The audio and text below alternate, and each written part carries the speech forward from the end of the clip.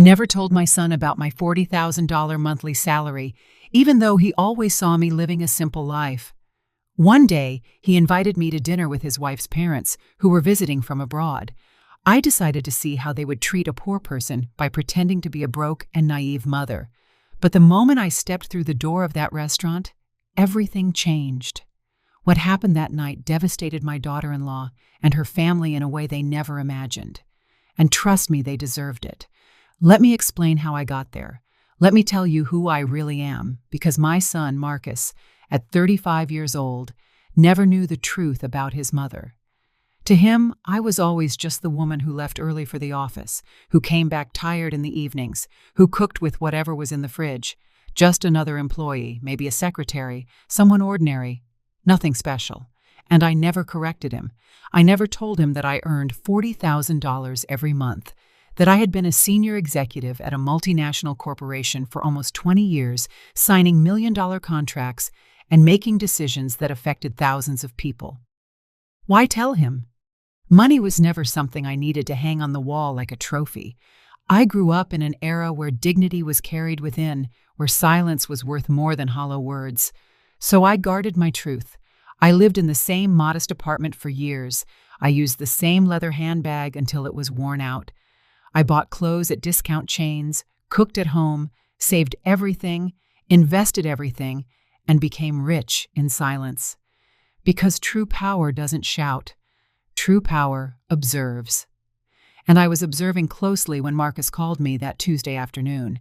His voice sounded different, nervous, like when he was a kid and had done something wrong. "Mom, I need to ask you a favor.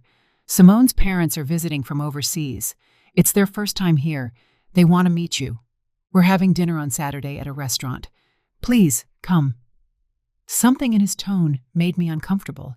It wasn't the voice of a son inviting his mother. It was the voice of someone asking not to be embarrassed, to fit in, to make a good impression. "Do they know anything about me?" I asked calmly. There was a silence. Then Marcus stammered, "I told them you work in an office, that you live alone, that you're simple, that you don't have much." There it was, the word simple, as if my entire life could be contained in that miserable adjective, as if I were a problem he needed to apologize for. I took a deep, deep breath. "Okay, Marcus, I'll be there." I hung up and looked around my living room. Old but comfortable furniture, walls without expensive artwork, a small TV, nothing that would impress anyone. And at that moment, I decided. If my son thought I was a poor woman, if his wife's parents were coming ready to judge, then I would give them exactly what they expected to see. I would pretend to be broke, naive, and desperate. A mother barely surviving. I wanted to feel firsthand how they treated someone who had nothing. I wanted to see their true faces because I suspected something. I suspected Simone and her family were the type of people who measured others by their bank accounts, and my instinct never fails. Saturday arrived. I dressed in the worst outfit I owned. A light gray, shapeless, wrinkled dress, the kind they sell at a thrift store. Old, worn-out shoes, no jewelry, not even a watch. I grabbed a faded canvas tote bag, pulled my hair back into a messy ponytail, and looked in the mirror. I looked like a woman broken by life, forgettable, perfect. I got into a taxi and gave the address, a high-end restaurant in the most exclusive part of the city, the kind where the menu doesn't list prices, where each table setting costs more than the average person's monthly salary. As we drove, I felt something strange, a mix of anticipation and sadness. Anticipation because I knew something big was coming. Sadness because a part of me still hoped I was wrong. I hoped they would treat me well, that they would be kind, that they would look past the old clothes. But the other part, the one that had worked 40 years among corporate sharks, that part knew exactly what was waiting for me. The taxi stopped in front of the restaurant.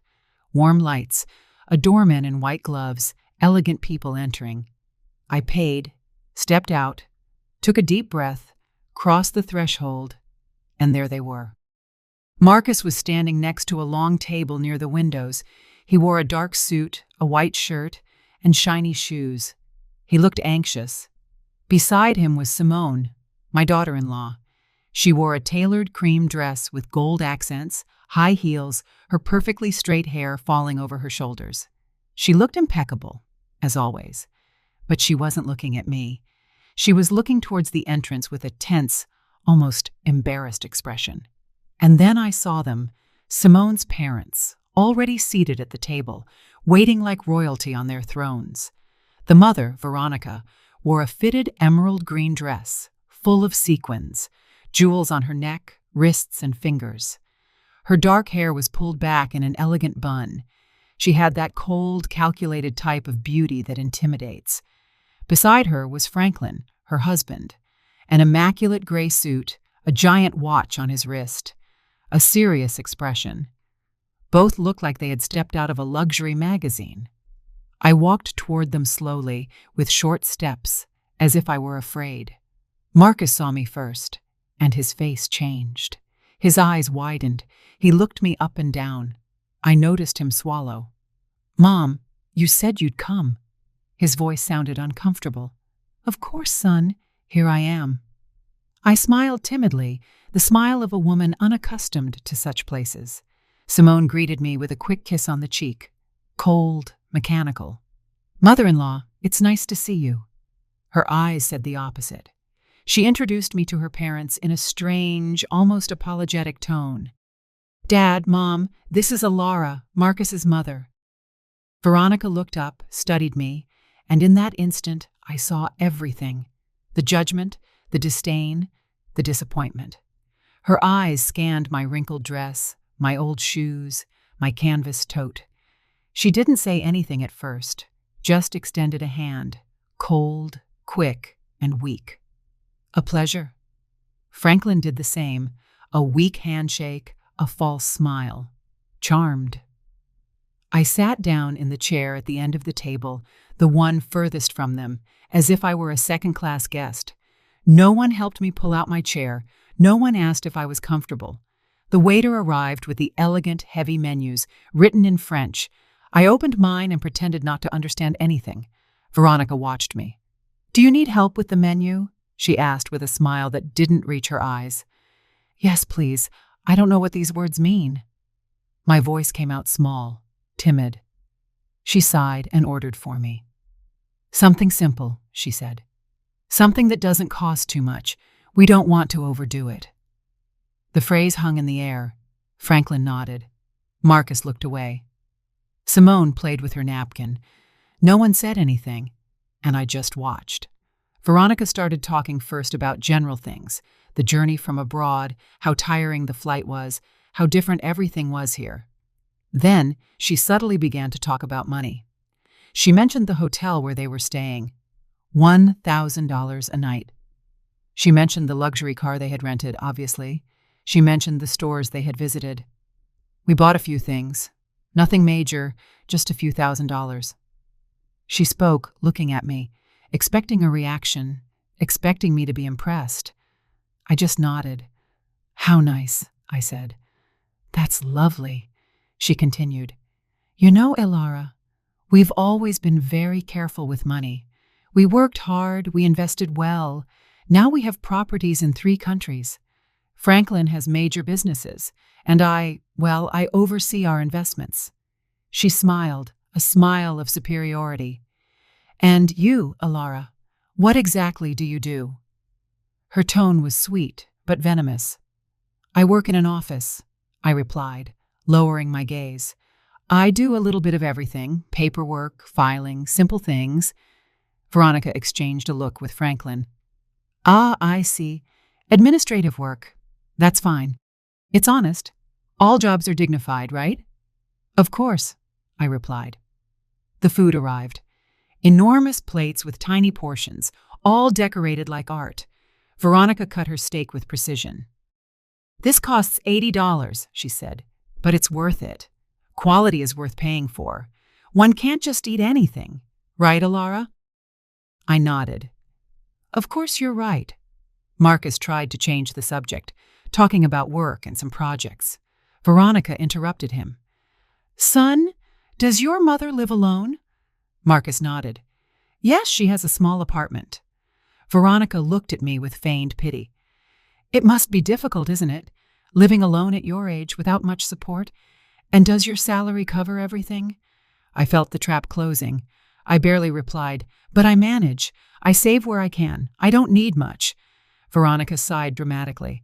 Oh, Elara, you are so brave. Truly, I admire women who struggle alone, although, of course, one always wishes to give our children more, to give them a better life. But oh well, everyone gives what they can. There was the subtle but deadly blow. She was telling me I hadn't been enough for my son, that I hadn't given him what he deserved, that I was a poor, insufficient mother. Simone was looking at her plate. Marcus was clenching his fists under the table, and I just smiled. Yes, you're right. Everyone gives what they can. Veronica continued. We always made sure Simone had the best. She went to the best schools, traveled the world, learned 4 languages. Now she has an excellent job, earns very well. And when she married Marcus, well, we helped them quite a bit. We gave them money for the down payment on the house. We paid for their honeymoon because that's just who we are. We believe in supporting our children. She looked at me intently. And you, Elara, were you able to help Marcus with anything when they got married? The question floated like a sharp knife. Not much, I replied. I gave them what I could, a small gift. Veronica smiled. How sweet. Every detail counts, right? The amount doesn't matter. The intention is what's important. And right then, I felt the rage begin to stir within me. The rage wasn't explosive. It was cold, controlled, like a river under ice. I breathed slowly, kept the timid smile, and let Veronica keep talking, because that's what people like her do. They talk, they inflate themselves, they show off, and the more they talk, the more they reveal themselves, the more they expose the emptiness inside. Veronica took a sip of her glass of red, expensive wine, swirling it in her hand as if she were an expert. This wine is from an exclusive region in France. It costs $200 a bottle, but when you know quality, you don't skimp. Do you drink wine, Elara? Only on special occasions, I replied, and usually the cheapest one. I don't understand much about these things.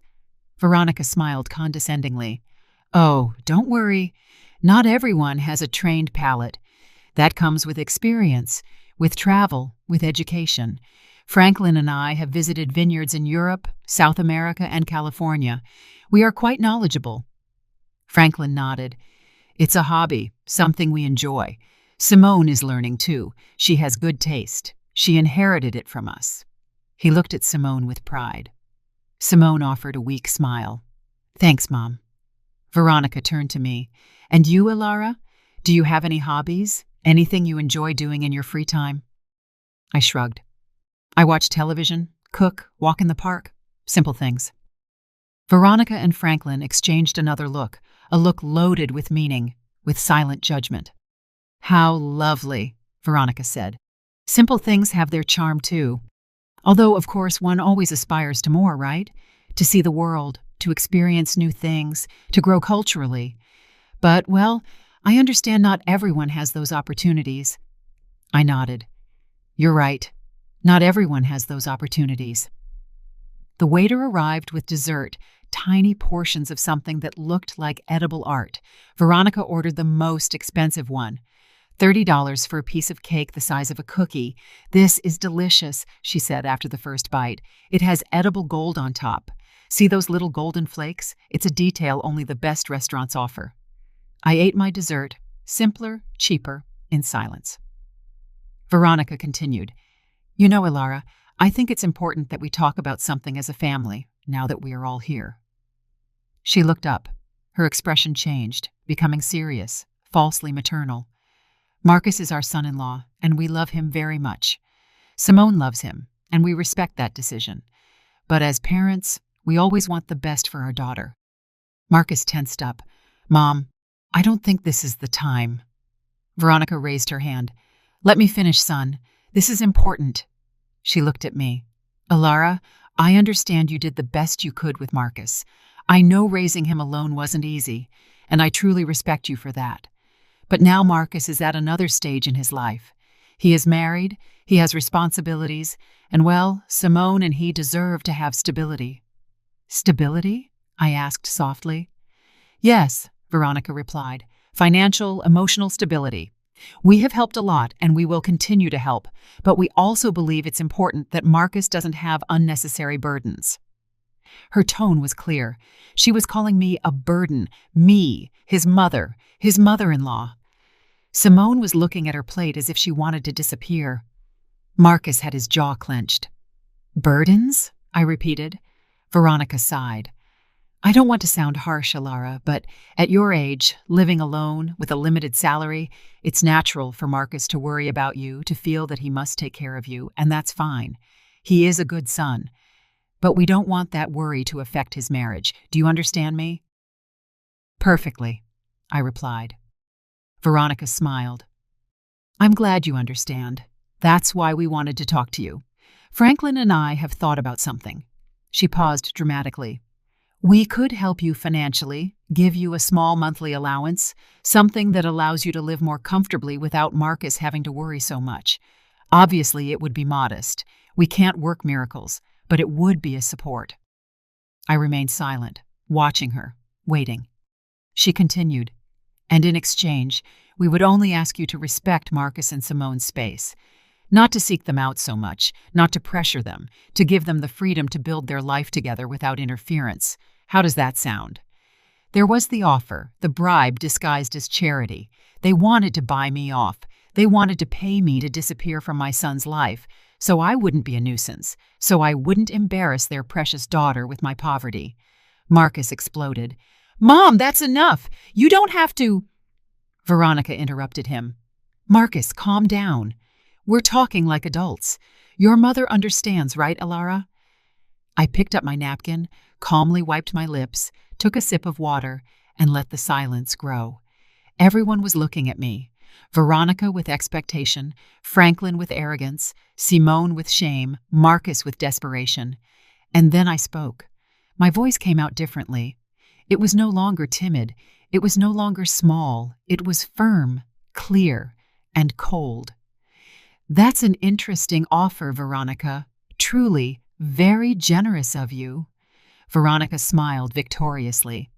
I'm glad you see it that way. I nodded. But I have a few questions, just to understand clearly. Veronica blinked. Of course, ask whatever you like. I leaned forward slightly. How much exactly would you consider a modest monthly allowance? Veronica hesitated. Well, we were thinking about $500, maybe $700, depending. I nodded. I see. $700 a month for me to disappear from my son's life. Veronica frowned. I wouldn't put it like that, but yes. I responded. That is exactly how you put it. She adjusted in her chair. Alara, I don't want you to misunderstand. We just want to help. Of course, I said. Help. How did you help with the house down payment? How much was that? Veronica nodded proudly. $40,000. Actually, $40,000. Ah, $40,000. How generous. And the honeymoon? $15,000, Veronica said. It was a 3-week trip through Europe. Incredible. Unbelievable, I replied. So you've invested about $55,000 in Marcus and Simone. Veronica smiled. Well, when you love your children, you don't hold back. I nodded slowly. You're right. When you love your children, you don't hold back. But tell me something, Veronica. All that investment, all that money, did it buy you anything? Veronica blinked, confused. Like, did it buy you respect? I continued. Did it buy you real love? Or did it just buy obedience? The atmosphere changed. Veronica stopped smiling. Excuse me. My tone became sharper. You've spent the entire night talking about money, about how much things cost, how much you spent, how much you have. But you haven't asked even once how I am, if I'm happy, if something hurts me, if I need company. You have only calculated my worth, and apparently I'm worth $700 a month. Veronica paled. I didn't… Yes, I interrupted her. Yes, you did. Since I arrived, you've been measuring my value with your wallet. And do you know what I discovered, Veronica? I discovered that the people who only talk about money are the ones who least understand their true value. Franklin intervened. I think you are misinterpreting my wife's intentions. I looked at him directly. And what are her intentions? To treat me with pity? To humiliate me throughout dinner? To offer me alms so I'd vanish? Franklin opened his mouth but said nothing. Marcus was pale. Mom, please. I looked at him. No, Marcus, please don't. I'm done being quiet. I placed the napkin on the table. I leaned back in my chair. There was no more timidity in my posture, no more shrinking. I looked Veronica directly in the eyes. She held my gaze for a second, then quickly looked away, uncomfortable. Something had changed, and she felt it. Everyone felt it. Veronica, you said something very interesting a moment ago. You said you admire women who struggle alone, who are brave. Veronica nodded slowly. Yes, I did. Then, let me ask you something. Have you ever struggled alone? Have you ever worked without your husband backing you? Have you ever built something with your own two hands without your family's money? Veronica stammered. I have my own achievements. Like what? I asked with genuine curiosity. Tell me. Veronica adjusted her hair. I manage our investments. I oversee properties. I make important decisions in our businesses. I nodded.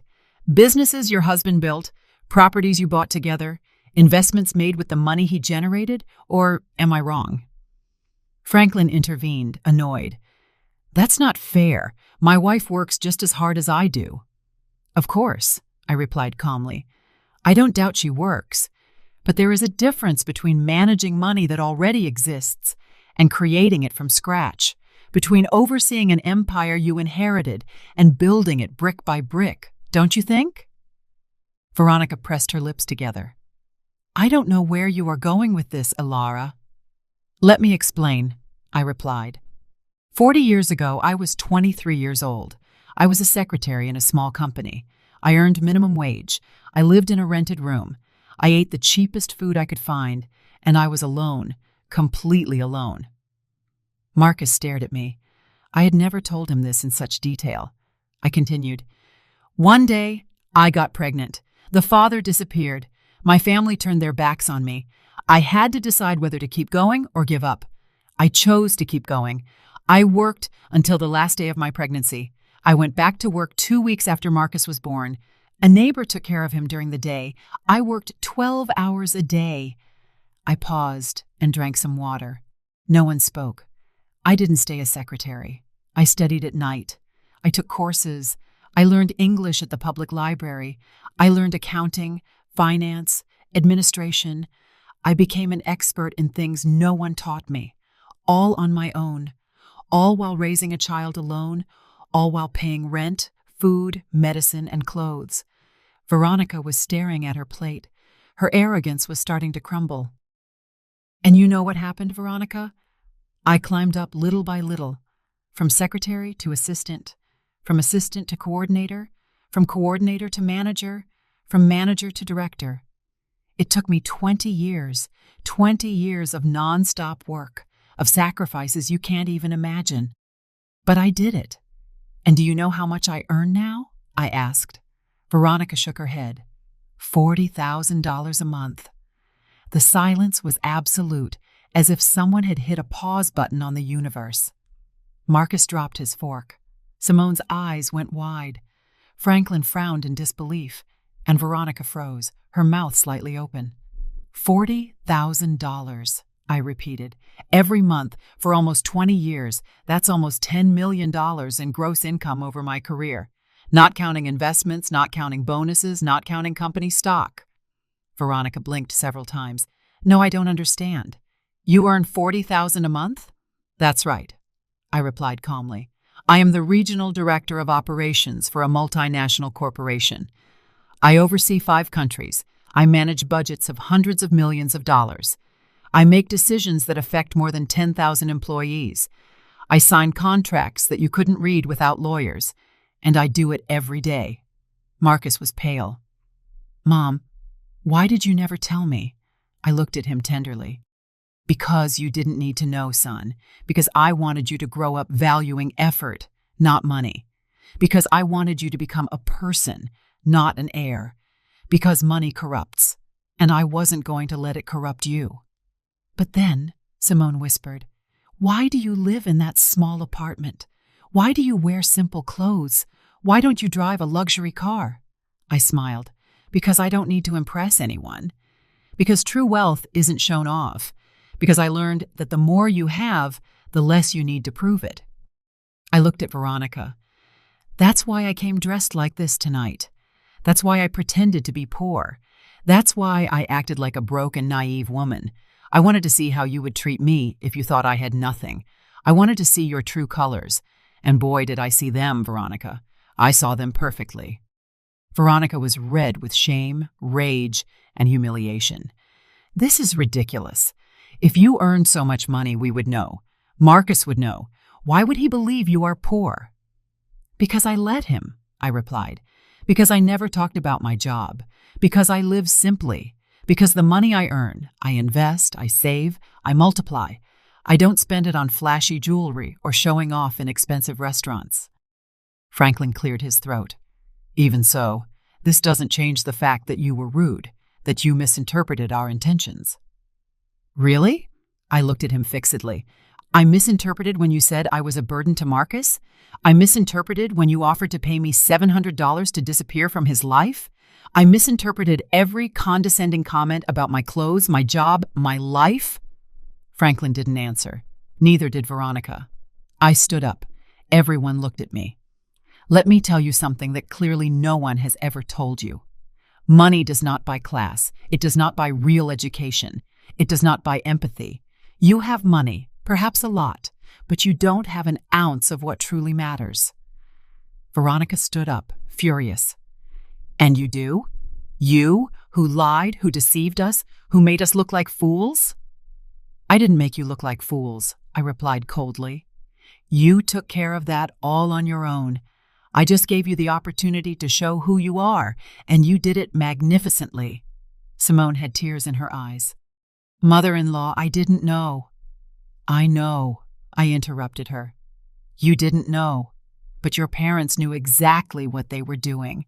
They knew they were humiliating me, and they enjoyed it until they discovered that the poor woman they scorned has more money than they do. And now they don't know what to do with that information. Veronica trembled. You have no right. I have every right, I replied, because I am your son-in-law's mother, because I deserve respect, not because of my money, not because of my job, but because I am a human being, something you forgot throughout this entire dinner. Marcus stood up. Mom, please, let's go. I looked at him. Not yet, son. I'm not finished yet. I looked at Veronica one last time. You offered to help me with $700 a month. Let me make you a counteroffer. I will give you $1 million right now if you can prove to me that you ever treated someone kindly who didn't have money. Veronica opened her mouth, closed it, and said nothing. Exactly, I replied. You can't, because to you, people are only worth what they have in the bank, and that is the difference between you and me. I built wealth, you just spend it. I earned respect, you buy it. I have dignity, you have bank accounts. I picked up my old canvas tote. I pulled out a black platinum credit card. I dropped it on the table in front of Veronica. This is my corporate card, unlimited limit. Pay for the entire dinner with a generous tip. Consider it a gift from a broke and naive mother. Veronica looked at the card as if it were a poisonous snake, black, shiny, with my name engraved in silver letters, Elara Sterling, Regional Director. Her hand trembled slightly when she picked it up. She turned it over, observed it, then looked at me. Her eyes no longer held that superior shine. Now there was something different, something I never thought I'd see in her. Fear. I don't need your money, she said, her voice broken. I know, I replied, but I didn't need your pity either. And yet, you offered it to me throughout the entire dinner, so take it as a gesture of courtesy or good manners, something you clearly didn't learn despite all your travels through Europe. Franklin gently hit the table. Enough. This is out of control. You are disrespecting us. Respect? I repeated. How interesting that you use that word now. Where was your respect when your wife asked if my salary was enough to live on? Where was it when she suggested I was a burden to my son? Where was it when she offered to buy me off so I'd disappear? Franklin clenched his jaw. Veronica just wanted to help. I corrected her. Veronica wanted to control. She wanted to ensure that the poor mother wouldn't ruin her daughter's perfect image. She wanted to eliminate the weak link in the chain. The problem is, she chose the wrong link. I looked at Simone. Her head was bowed, her hands in her lap, trembling. Simone, I said softly. She looked up. Tears were streaming down her cheeks. I'm sorry, she whispered. I'm so sorry. I didn't know that my parents... Don't finish that sentence, I interrupted her. Because you did know. Maybe you didn't know about my money, but you knew how your parents are. You know how they treat people they consider inferior, and you did nothing to stop them. Simone sobbed. I wanted to say something, but they are my parents. I know, I replied. And Marcus is my son, and yet I let him make his own decisions. I let him choose his life, his wife, his path, because that is how you love, with freedom, not with control, not with money, not with manipulation. Marcus came closer to me. Mom, forgive me. Please forgive me for never asking, for assuming, for thinking you were... His voice cracked. I hugged him. You don't have to apologize, son. I did what I did for a reason. I wanted you to be independent, to value the right things, not to depend on me financially, to build your own life. But you made me feel like I had to protect you, Marcus said, that I had to worry about you, that you were fragile. I know, I replied. And it wasn't wrong that you thought that, because that's how you learn to care, to worry about others, to be empathetic. Those are lessons money can't buy. Marcus hugged me tightly. I'm sorry. I'm so sorry. Veronica was still standing, rigid, watching the scene with a mixture of confusion and contained rage. This doesn't change anything, she finally said. You lied. You deceived us. You came here with hidden intentions. You acted in bad faith. That's true, I nodded. I acted. I pretended to be something I'm not. Exactly what you do every day. What is that supposed to mean? Franklin asked. It means that you hide behind your money, behind your jewels, behind your trips, behind everything you can buy, but inside you are empty. You don't have deep conversations. You don't have real interests.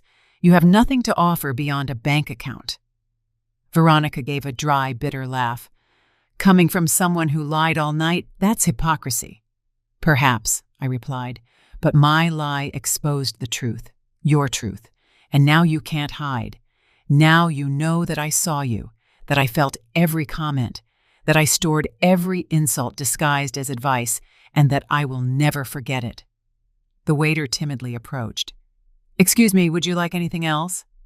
Franklin shook his head abruptly. Just the check. The waiter nodded and disappeared.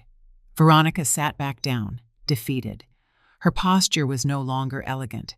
It was the posture of someone who had just lost something important, and it wasn't money, it was power. Elara, she said, in a softer, less aggressive voice, I don't want this to ruin the relationship between our families. Marcus and Simone love each other. They have a life together. We can't let this... I interrupted her. Let this what? Let this ruin your plans. Let this expose what you really think. It's too late for that, Veronica. The damage is done. But we can fix it, she insisted. We can start over. No, I cut her off firmly. We can't, because now I know who you are, and you know who I am. And that truth cannot be erased with empty apologies or fake smiles. You treated me like trash, and you did it with pleasure because you thought you could. Franklin cleared his throat. You were the one who came here lying. You provoked this situation. You're right, I nodded. I provoked this because I needed to know. I needed to confirm what I already suspected, that you are not good people, that your money doesn't make you better, that you are exactly the kind of people who despise others for not having the same things. Veronica wiped away a tear. We are not bad people. Maybe not, I replied, but you are definitely not good, and there is a huge difference between those two things. The waiter returned with the check and left it in the center of the table. No one touched it. Veronica looked at my black card still in her hands, then looked at me. I'm not going to use your card, she said. We will pay our own bill, as we always do. Perfect, I replied. Then keep that card as a souvenir, as a reminder that not everything is as it seems, that the woman you scorned all night has more than you will ever have. And I'm not just talking about money. Veronica put the card down on the table. I don't want it. I don't want your moral lecture either. I pushed it back toward her. Keep it anyway, because something tells me you'll need it. Someday you'll run into someone like me, someone who pretends to be less than they are, and you'll make the same mistake again, because people like you never learn. Franklin took out his wallet, pulled out several credit cards, all golden, all shiny. He chose one and put it on the check. The waiter took it and left. No one spoke during those waiting minutes. The silence was thick, uncomfortable, and heavy. Simone cried quietly. Marcus held my hand. Veronica stared at the wall. Franklin checked his phone to avoid eye contact. The waiter returned. Sir, your card was declined. Franklin looked up abruptly. How was it declined? The waiter repeated. Declined. Do you have another form of payment? Franklin turned red. That's impossible. That card has an extremely high limit. It must be a system error. The waiter shrugged. I can try again if you like. Franklin handed him another card. The waiter left. Veronica nervously looked at her husband. What happened? I don't know, Franklin replied, irritated. It must be a bank error. Maybe they froze the account for security. It happens sometimes when you travel. I nodded with feigned understanding. Of course those things happen. How inconvenient. The waiter returned again. I'm sorry, sir. This one was also declined. Franklin stood up. This is ridiculous. I'm calling the bank right now. He stormed out of the restaurant. Veronica remained seated, ashamed, humiliated. This has never happened to us, she murmured. Never. What terrible timing, I commented without emotion. Marcus looked at the check. Mom, I can— No, I interrupted him. You are not paying for anything. I took out my wallet, a simple old leather wallet. I pulled out another card. This one was not black. It was transparent, made of heavy metal. A card that less than 1% of people in the world possess. I put it on the table in front of Veronica. She looked at it. Her eyes widened. She recognized what it was. That's a Centurion card. That's right, I replied. American Express, exclusive invitation, minimum annual spending requirement of $250,000, $5,000 annual fee just for having it, and benefits you can never imagine. Veronica said nothing. The waiter took the card carefully, as if it were something sacred. He returned in less than 2 minutes. Thank you, Ms. Sterling. Everything is settled. Would you like the receipt? It's not necessary, I replied. The waiter nodded and left. Veronica continued looking at the space where the card had been.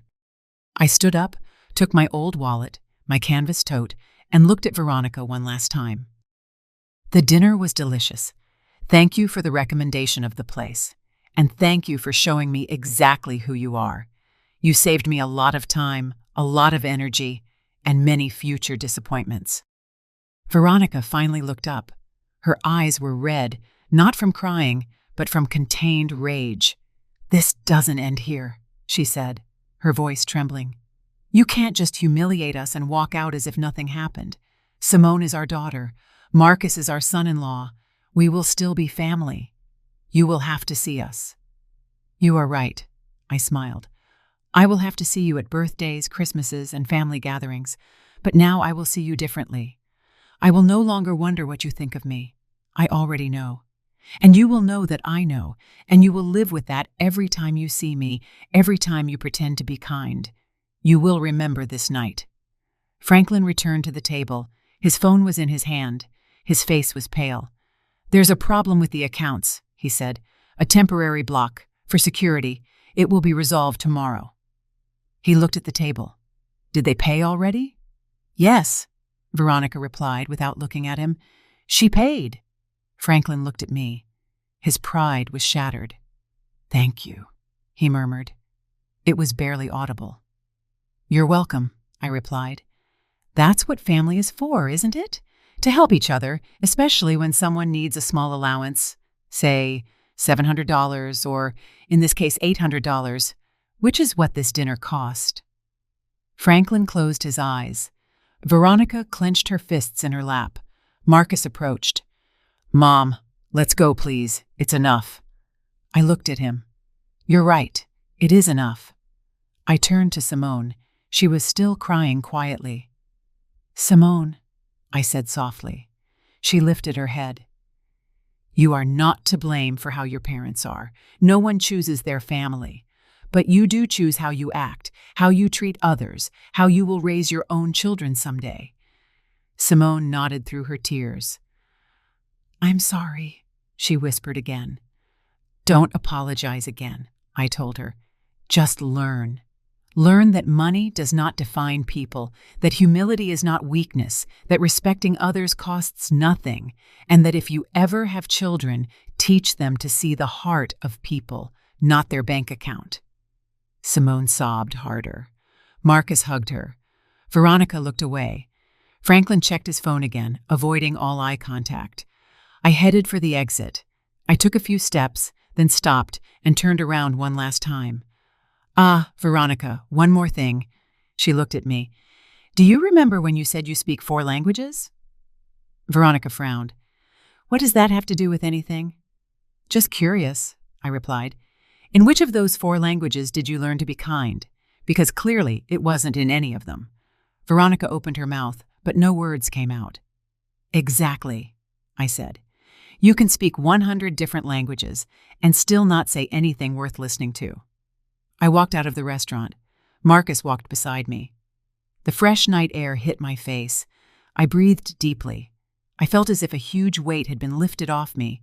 Not a physical weight, but an emotional one. The weight of pretending, of tolerating, of keeping silent. Marcus took my arm.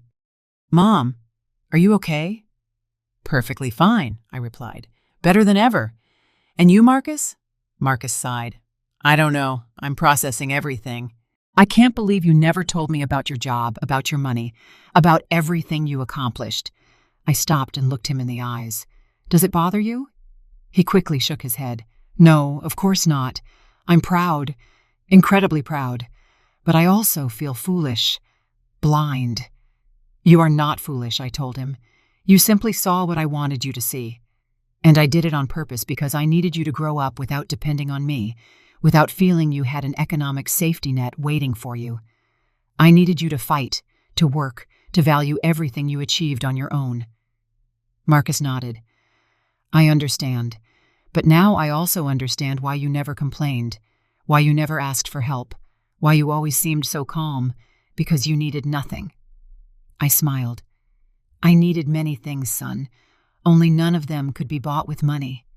I needed to see you grow up, see you become a good man, see you make the right decisions." "And I achieved that, even marrying Simone?" he asked in a weak voice. "Even marrying Simone," I replied. "She is not her parents. She can learn. She can change. But that depends on her and on you, on how you build your relationship, on what values you choose to follow." Marcus remained silent, processing, thinking. A taxi stopped in front of us. I had called for a rideshare as we left. I opened the door. Marcus stopped me. "Mom, can I ask you something?" "Of course." "Why did you do it? Why did you come pretending to be poor? Why didn't you just tell them the truth from the beginning?" I closed the taxi door. I turned to him. "Because I needed to know, son. I needed to confirm if my suspicions were correct, if Simone's family was really as I imagined. And unfortunately, I was right." Marcus lowered his gaze. "I'm sorry." "You don't have to apologize for them," I told him. But you do have to decide what kind of husband you want to be, what kind of father you want to be someday." "What do you mean?" he asked. "I mean that you have just seen two very different ways of handling money and power, your in-laws' way and mine. They use it to control, to humiliate, to feel superior. I use it to have freedom, to help without showing off, to live peacefully. You decide which path to follow." Marcus slowly nodded. "I understand." I opened the taxi door again and got in. I rolled down the window. Marcus came closer. "Mom, one last question. Tell me, are you ever going to forgive Veronica and Franklin?" I thought about it for a moment. "Forgiving doesn't mean forgetting," I replied, "nor does it mean allowing it to happen again. I might forgive them someday when I see a real change, when they start seeing people as people, not as numbers. But until then, I will simply be polite, distant, and extremely cautious." "And me?" Marcus asked. "Do you forgive me for not asking, for assuming, for allowing this dinner to happen?" I looked at him tenderly. "Son, there is nothing to forgive. You did what you thought was right. You wanted your family to meet. That is beautiful. What happened afterward was not your fault. It was theirs, and a little bit mine too, because I decided to play their game." Marcus smiled weakly. "You won." "I won," I nodded, "but I don't feel victorious. I feel tired and sad because I confirmed something I didn't want to confirm, that some people will never change, that some families are broken even if they have money, that there are voids no bank account can fill." The taxi driver cleared his throat. "Ma'am, should we go?" "Yes," I replied. "Give me 1 second." I looked at Marcus one last time. "Go to Simone. Talk to her, listen to her, support her. But also be honest. Tell her how you felt tonight. Tell her what you expect from her family and from her. Because if you don't establish boundaries now, this will happen again and again." "I will," Marcus promised. "I love you, Mom, and I mean it more now than ever, because now I know who you really are, and you are incredible." I smiled. "I love you too, son. I always have. I always will, no matter how much money I have or don't have, because love has no price, and that is a lesson Veronica and Franklin will never learn." Marcus stepped away from the taxi. I gave a signal to the driver. "Can we go?" The taxi started. I looked out the window. I saw Marcus walking back toward the restaurant, his shoulders slumped, thoughtful. He was probably going back to find Simone, to face his in-laws, to have difficult conversations. And I felt proud, because that meant he was maturing, he was learning, he was choosing to be better than the example he had just witnessed. The taxi sped through the city's illuminated streets. I closed my eyes and thought about everything that had happened, every word, every look, every moment of tension, and I wondered if I had done the right thing, if I had been too harsh, too cruel, too vengeful. But then I remembered every disguised insult, every condescending comment, every look of disdain, and I knew that no, I hadn't been too anything, I had simply been honest. Finally, the taxi was crossing the empty streets of the night. The lights of the buildings flashed quickly past the window. I opened my old canvas tote and took out my phone. A simple phone, nothing ostentatious, nothing attention-grabbing. I had 3 unread messages. One from my assistant asking about a Monday meeting, another from a colleague congratulating me on a closed contract, and one from an unknown number. I opened the unknown message. It was from Simone. "Mother-in-law, please forgive me. I didn't know my parents would be like that. I am ashamed. I need to talk to you, please." I looked at the message for a long time. I thought about responding. Then I decided not to. No, she still needed time. She needed it too. Words rushed out of guilt rarely mean anything real. True changes take time, reflection, and consistent action. I put the phone aside. The taxi driver looked at me through the rearview mirror. "Excuse me for asking, ma'am, is everything okay?" I looked up at him. "Yes, everything is fine. Why?" "Well, you got in very quietly. And normally the people who come out of that restaurant are happy, talking about how delicious the dinner was. You came out as if you had been in a war." I smiled slightly. Something like that. Was it that obvious? He shrugged. I've been driving a cab for 20 years. I've seen it all. Drunk people, people fighting, couples breaking up, families arguing. And you have that look of someone who just said something they'd been keeping inside for years. You're perceptive, I told him. It's my job, he replied. Plus it helps pass the time. Do you want to talk about it? You don't have to, but sometimes it helps to tell things to a stranger. Someone who isn't going to judge you, someone who doesn't know you. I thought about his offer. It was tempting, but I shook my head. Thank you, but I think I've talked enough for today. He nodded. I understand, but let me tell you something. Whatever happened in there, you did the right thing. I know because you are calm. You are not crying. You are not screaming. You are processing, and that means you spoke your truth. And the truth always brings peace, even if it hurts. His words surprised me. He was an older man, maybe 60 years old, with gray hair and working hands. A simple man, like the one I pretended to be. Do you believe in the truth? I asked him. I believe in honesty, he replied. Not always the absolute truth, because the truth changes depending on who tells it. But honesty doesn't. Honesty is saying things the way you feel them, without masks, without lies, even if it hurts, even if it makes things awkward, even if it costs you something. I nodded. You're right. My wife always told me I was too direct, he continued, that I said things without a filter, that I hurt people without meaning to, and maybe she was right. But she also told me that she never doubted me because she knew that what came out of my mouth was real, not calculated, not manipulated, just real. I smiled. She sounds like a good woman. She was, he replied. She died 5 years ago. I'm sorry, I said sincerely. He shook his head. Don't be sorry. We had 40 years together. 40 years of honesty, of fights, of reconciliations, of laughs, of tears. And not once did I go to sleep wondering what she really thought, because she always said it. And so did I. That is a gift. You're right, I murmured. It's a gift. The taxi stopped at a red light. Can I ask you something personal? The taxi driver asked. Go ahead. Are you rich? The question took me by surprise, not because of the question itself, but because of the direct way he asked it. Why do you ask that? Because I picked you up from a $1,000 per person restaurant, but you dress like someone who shops at discount stores. You have an old bag, worn-out shoes, but you talk like an executive.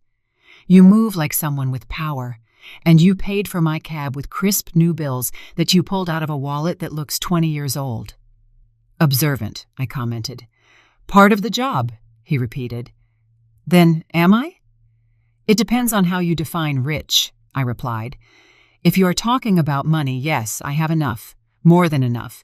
If you are talking about happiness, I also have peace, health, a son I love, work I am passionate about. That makes me rich in many ways. He nodded, satisfied. I knew there was something. Truly rich people don't need to prove it. The light changed to green. The taxi moved forward. And what happened in that restaurant? He asked. If it's not too indiscreet. I pretended to be poor, I replied, to see how they would treat me. He let out a loud laugh. Seriously? That is brilliant. And how did they treat you? Like trash, I said without emotion. They humiliated me. They offered me alms. They treated me as if I were invisible, less than human. He stopped laughing. I'm sorry. That must have hurt. A little, I admitted. But it also confirmed something for me, that I was right about those people, that they weren't worth my time, that they didn't deserve my respect. And now they know it. Now they know who I am, and they will have to live with that shame. The taxi driver whistled softly. That must have been epic. It was, I smiled. It definitely was. We arrived at my building, an older, middle-class building. Nothing luxurious, nothing impressive, but comfortable, safe, home. The taxi driver parked and looked at the building. You live here? I live here, I confirmed. He shook his head, astonished. You truly are special. Most people with money move to expensive areas, to buildings with doormen, private security, gyms, and pools. You live like a normal person." "I am a normal person," I replied. "I just have more money than most. But that doesn't make me different. It doesn't make me better. Money is just a tool, not an identity." He smiled. "I wish more people thought that way. The world would be better." I took out my wallet. "How much is it?" $30, he replied. I gave him a $100 bill. "Keep the change, ma'am. This is too much." "It's not," I said. "You listened to me. You gave me perspective. You reminded me that there are still good people. That is worth more than $70. He took the bill carefully. "Thank you. Truly. Thank you." "Thank you," I replied. "And take care of that honesty. It's rare. It's valuable. Don't lose it." "I won't," he promised. I got out of the taxi, closed the door. He rolled down the window. "Ma'am, one last thing. Tell me, whatever happened tonight, don't regret it. Don't feel sorry, because people like you, the people who speak the truth, even if it hurts, are the ones who change the world. Little by little, one conversation at a time." I smiled. "Thank you. I will remember that." The taxi drove away. I stood in front of my building, looking up at my fifth-floor window. The light was off, dark, silent, waiting for me. I entered the building and walked up the stairs. I never used the elevator. I preferred to walk, to stay active. I reached my door. I took out my keys, the same keys I had had for 15 years. I opened the door. The apartment was cold, empty. I turned on the light. Everything was in its place. The simple living room, the small kitchen, the dining room with mismatched chairs, the walls without expensive artwork. And I felt at peace because this place was mine, truly mine, not bought to impress, not decorated to show off, simply a space where I could be myself, without masks, without pretensions. I took off my old shoes, took off the wrinkled gray dress, and put on comfortable clothes, and old, soft, familiar pajamas. I made myself some tea, sat on the sofa, and turned on the television. News. Nothing interesting. I turned it off. I sat in silence, thinking, processing, feeling. And for the first time in many years, I felt completely free. Free from pretending, free from being silent, free from tolerating, free from being less than I was. Because that night, I didn't just expose Veronica and Franklin, I also liberated myself from expectations, from judgment, from the need to hide who I was. And that was invaluable. More than any amount in my bank account. My phone vibrated. Another message, this time from Marcus. "Mom, did you get home safely?" I smiled. I quickly replied, "Yes, son. I arrived perfectly fine. I'm home resting." His reply was immediate. "I love you. Thank you for everything, for being who you are, for teaching me, for never giving up." I closed my eyes. I felt a tear roll down my cheek. Not from sadness, from relief, from love, from gratitude. I replied, "I love you too, always." I put the phone aside. I drank my tea. I looked around my simple apartment, my sanctuary, my truth, and I smiled. Because at the end of the day, it didn't matter how much money I had. It didn't matter how high I had climbed in my career. The only thing that mattered was this moment, this peace, this honesty with myself. I woke up early on Sunday, as always. 40 years of working had trained me to rise with the sun. Even though it was my day off, my body no longer knew how to sleep late. I prepared strong coffee, black. I sat by the window with a hot mug in my hands. I watched the city wake up, the vendors opening their stalls, people walking somewhere. Life continued as always, indifferent to personal dramas. My phone started ringing. It was a familiar number, Marcus. I answered. "Good morning, son." His voice sounded tired. "Mom, I need to talk to you." "Did something happen?" "A lot," he replied. "Last night, Simone and I talked for hours. Her parents were there too. It was intense." I took a sip of coffee. "Tell me." Marcus sighed deeply. After you left, I went back to the restaurant. Veronica and Franklin were still there, waiting for their cards to work. It was humiliating for them. Simone was devastated, crying, and I was furious, more furious than I have been in years. I waited in silence. He continued, I told them everything I felt during that dinner. I told them I was ashamed of them, that they treated my mother like trash, that their behavior was unacceptable, that I wouldn't tolerate it ever again. And what did they say? I asked. At first, Veronica tried to defend herself. She said they just wanted to protect Simone, that they wanted to make sure I had a stable family, that they didn't have bad intentions. Franklin said I was exaggerating, that it had been a normal dinner, that your reaction was disproportionate. I squeezed the mug in my hands. Typical. But then Simone spoke, Marcus continued. She told her parents that they were wrong, that they had been cruel, that she had seen every comment, every look, every disguised insult, and that she was ashamed to be their daughter at that moment. His voice cracked. Mom, I had never seen Simone confront her parents like that. I smiled slightly. That's good. It means she's waking up. Veronica got hysterical, Marcus said. She started yelling that Simone was ungrateful, that they had sacrificed everything for her, that they had given her the best life, that she had no right to judge them. Franklin backed her up. He said we were being manipulated by you, that you had planned everything to make them look bad. I let out a dry laugh. Of course it's my fault. That's what made them angriest, Marcus said. I told them they were right, that you did plan everything, but that they fell into the trap because that's really how they are, because they really treat people they consider inferior badly, that you just gave them the opportunity to show themselves, and they did it perfectly. Well said, I murmured. Thanks. I learned it from you. There was a silence. Then Marcus continued. Mom, I need you to know something. Last night, I made a decision. Simone and I are going to set boundaries with her parents. We are not going to cut off the relationship, but we are going to set clear rules. No comments about money, no comparisons, no attempts to control our lives. And if they can't respect that, then they will have to accept the consequences. And did they accept? I asked. No, he replied. They left furious.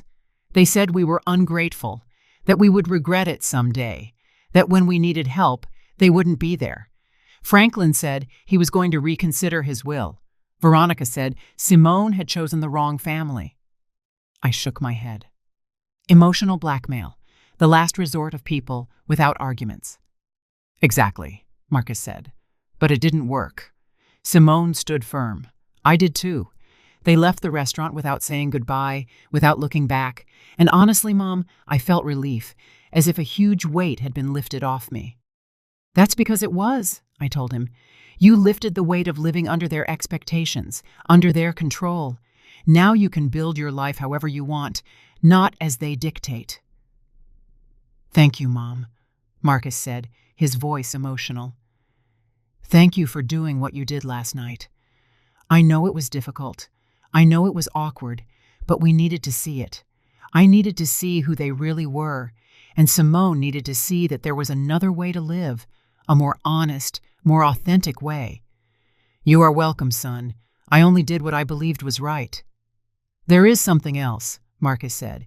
Simone wants to come see you. She wants to apologize in person. She wants to talk to you, not as a daughter-in-law trying to look good, but as a woman trying to learn. What do you think? I thought for a moment. Tell her she can come, but not today. Give her a few days to process, to think carefully about what she wants to say. Rushed apologies are hollow. The ones that take time are real. I'll tell her, Marcus promised. Mom, one more question. How are you doing after all of this? How do you feel? I looked out the window. The sun was fully up now. The day had officially begun. I'm well, I replied. Better than well. I'm at peace because I finally said everything I needed to say, and I don't regret anything. I'm glad to hear that, Marcus said. I love you. I love you too. Rest. I'll see you soon. I hung up the phone, finished my coffee, and stood up. I decided to do something I hadn't done in a long time. Go for a walk aimlessly, without rushing, just walking and thinking. I dressed in comfortable clothes, old jeans, a simple top, worn sneakers. I grabbed my keys and went out.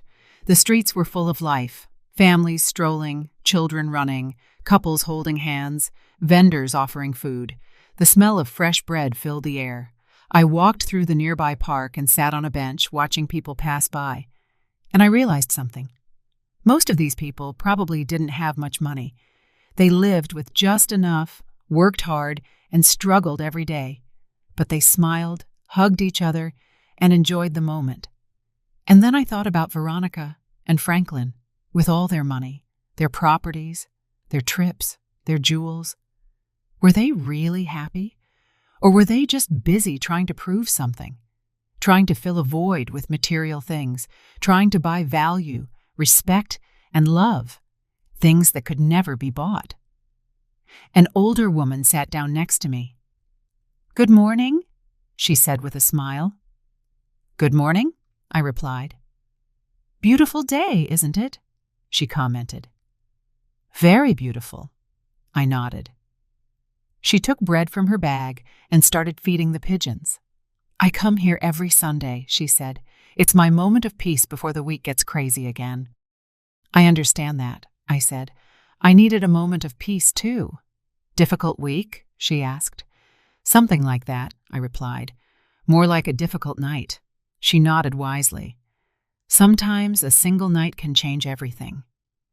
"You're right," I murmured. "Can I give you some unsolicited advice?" "Go ahead," I smiled. She pointed to the pigeons. "Look at those birds. Some are big, some are small, some have pretty feathers, others have scruffy feathers, but they all eat from the same bread. They all share the same space. None of them thinks they are better than the others." "That's a nice metaphor," I said. "It's not a metaphor," she replied. "It's the truth. Humans are the only animals that invent false hierarchies, that measure value with external things. Pigeons don't do that. They just live. They just are. We should learn from them." I smiled broadly. "You are completely right. I should give classes to some people I know." She laughed. "Oh, child, at my age, I don't give classes. I just observe and share what I see. But most people don't listen. They are too busy running, buying, competing, forgetting that in the end, we all end up in the same place. With or without money, with or without jewels, with or without properties. We all end up turning into dust." "How philosophical," I commented. "How realistic," she corrected. "I have lived 82 years. I have seen it all, and I can tell you something. The most miserable people I met were the ones who had the most, because it was never enough. They always wanted more. They always competed. They always compared. And they died without having truly lived, without having truly loved, without having truly been." Her words resonated deep within me, as if she had touched upon something I already knew but hadn't articulated. "Thank you," I told her, "for sharing that." She patted my hand. "You're welcome, child. And remember, it doesn't matter how much you have or don't have. What matters is how you treat others, because that is what remains. That is what transcends. That is the only inheritance worth having." She slowly stood up, put her empty bag away, and waved goodbye. "Have a beautiful Sunday." "You too," I replied. I watched her walk away, a small woman, hunched with age, wearing old clothes and worn shoes, but with more wisdom than all the Veronicas and Franklins in the world combined.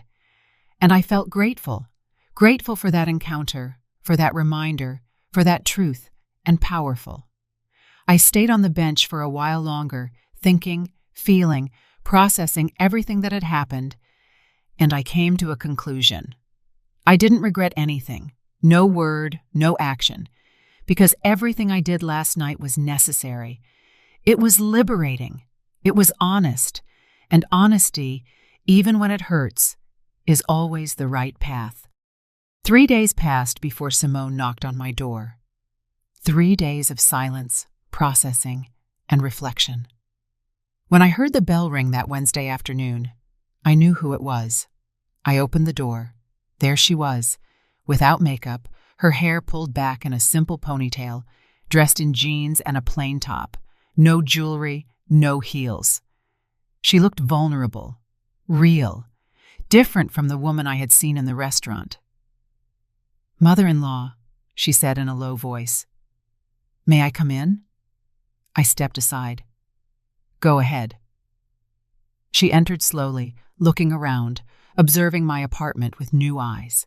The simple living room, the old furniture, the walls without expensive decor.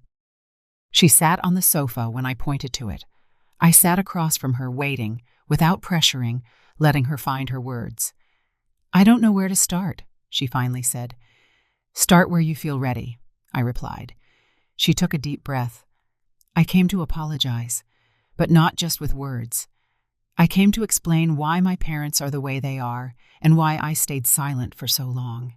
I listened in silence. Simone continued, her voice trembling. "My parents grew up poor, in a small town overseas, without electricity, without running water, working in the fields since they were children.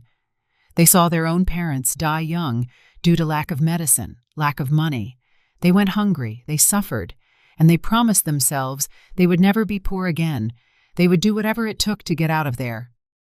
I nodded. "I understand. That explains a lot." "They worked like animals," Simone continued. "They saved every penny. They immigrated looking for opportunities. Franklin built his business from scratch, literally from scratch. And when they started earning money, they never forgot what it was like not to have it. That's why they talk about it so much. That's why they measure everything by that standard, because to them, money means survival. It means security. It means never going back to that dark place." "It's understandable, Femeno," I said. "Trauma does strange things to people." Simone nodded. "But that doesn't excuse how they treated you. I know. And I want you to know that I saw everything, every comment, every look, every insult. And I stayed silent because I've been doing that my whole life, staying silent, accepting, letting them control everything. Because they taught me that contradicting them was a betrayal. It was ungrateful." "And now?" I asked. "Now I understand I was wrong," she replied. "That love is not control. That family is not blind obedience. That I can love them and still not agree with them. Marcus helped me see it. You helped me see it. That night at the restaurant, when you revealed yourself, when you told them everything, it was as if a blindfold had been taken off my eyes." Simone wiped her tears. "I always knew something was wrong. I always felt that the way they measured people was incorrect. But I convinced myself that it was me, that I was too sensitive, that I didn't understand the world. But you showed me that no, there is another way to live, a way where money does not define your worth, where humility is strength, where authenticity is wealth." I took a sip of water. "Simone, I didn't come that night to change you. I came to protect myself, to know who I was dealing with." "I know," she replied, "and I thank you for that, because your brutal honesty saved me. It saved me from becoming my mother, from perpetuating that cycle, from teaching my future children that people are valued by what they have. I don't want that. I don't want to be that." "And your parents?" I asked. "How are they after all this?" Simone sighed. "Furious, hurt, humiliated. Veronica hasn't spoken to me in 3 days. Franklin sent me a message saying I had disappointed him, that I had chosen strangers over my own blood, that I would regret it someday." She paused. "And you know what's strange? I don't feel bad. I feel free." "That's good," I said. "It means you made the right decision." Simone nodded. "Marcus and I set boundaries. We told them they can be a part of our lives, but only if they respect us, if they respect our decisions, if they stop trying to control us with money or emotional blackmail. And if they can't do that, then they will have to accept a distant relationship." "How did they take that?" I asked. "Badly," Simone replied. "Veronica said we were ungrateful, that they had sacrificed everything for me. Franklin threatened to disinherit me, to cut off all financial aid, as if that were the only thing we cared about, as if our love for them depended on their money. And that's when I realized they really believe that. They really think their value is in their wallet. It's sad, I commented. Very sad, Simone agreed, because they have so much and enjoy nothing. They just accumulate, compete, show off, but they never stop to ask themselves if they are happy, if they have peace, if they have real connections with people. They just count their properties and feel victorious, while inside they are empty. She was silent for a moment, then she looked at me directly. Mother-in-law, I want to ask you for something. Tell me. I want to learn from you. I want you to teach me how to live with dignity, how to be rich without needing to prove it, how to have peace in the midst of chaos, how to be strong without being cruel, because that night I saw something in you that I never saw in my parents. I saw class. I saw real power. I saw a woman who didn't need to shout to be heard. I smiled tenderly. Simone, I can't teach you that. That is learned by living, by making mistakes, by falling, by getting up. The only thing I can do is share my experience and tell you that the path is not easy. You will face criticism, judgment, people who won't understand why you live differently. But if you stay true to yourself, if you live according to your values, you will find peace, and that peace is worth more than any amount of money. I want to try, Simone said. I want to be better, not just for Marcus, but for me, because I deserve to live without that constant pressure, without that need to impress, without that fear of not being enough. Then do it, I told her, but don't do it all at once. Do it little by little. Start by questioning your habits, your purchases, your motivations. Ask yourself before every decision. Is this for me or for others? Does this bring me peace or just appearance? Simone nodded, taking mental notes. And my parents, do you think they will ever change? I looked at her with honesty. I don't know. Change requires you to recognize a problem, and they don't believe they have one. They believe the world is wrong, that people are ungrateful, that they are victims. Until they see that, change is not possible. But you can change. You can break the cycle. I will, she promised, with Marcus's help. And I hope with your guidance, too. You don't need my guidance, I replied. You just need your internal compass. That voice that tells you what is right and what is wrong. That voice you silenced for years to please your parents. Listen to it. Trust it. Follow it. Simone wiped away the last tears. Thank you, mother-in-law, for everything. For your patience, for your honesty, for not giving up on us. There is nothing to thank me for, I said. Just promise me one thing. When you have children, teach them the value of people, not the price. Teach them empathy, humility, and kindness. Things that don't cost money, but are worth everything. I promise, Simone said firmly. I promise with all my heart. We hugged. A real, warm, honest hug.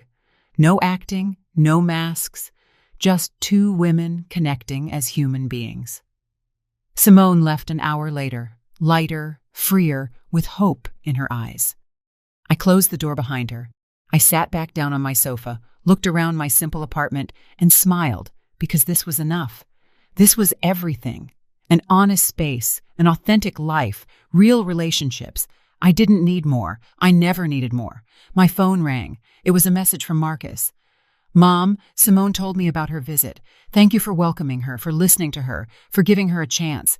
I love you more than words can express. I replied simply, I love you too, son. Always. I put the phone aside. I sat by the window. I watched the sunset paint the sky orange and pink, and in that moment, I understood something fundamental. Real wealth is not about how much you have.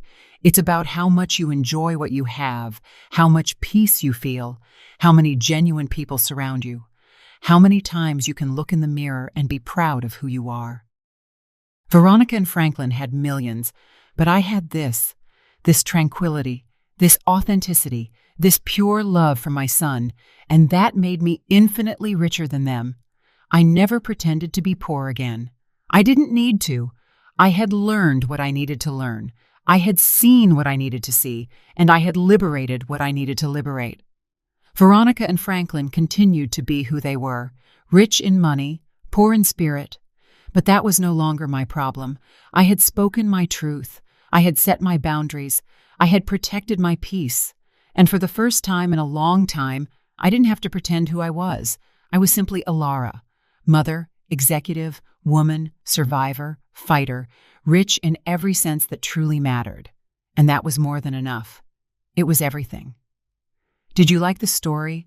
And which city are you listening from? Let's meet in the comments. If you like the story, you can support me by sending a super thanks so I can keep bringing more stories like this. Thank you so much for your sweet support. I'm looking forward to your comments on the story. On the screen, you can see 2 new life stories that I highly recommend. There's so much more on my channel. Don't forget to subscribe. See you in the next life story with love and respect.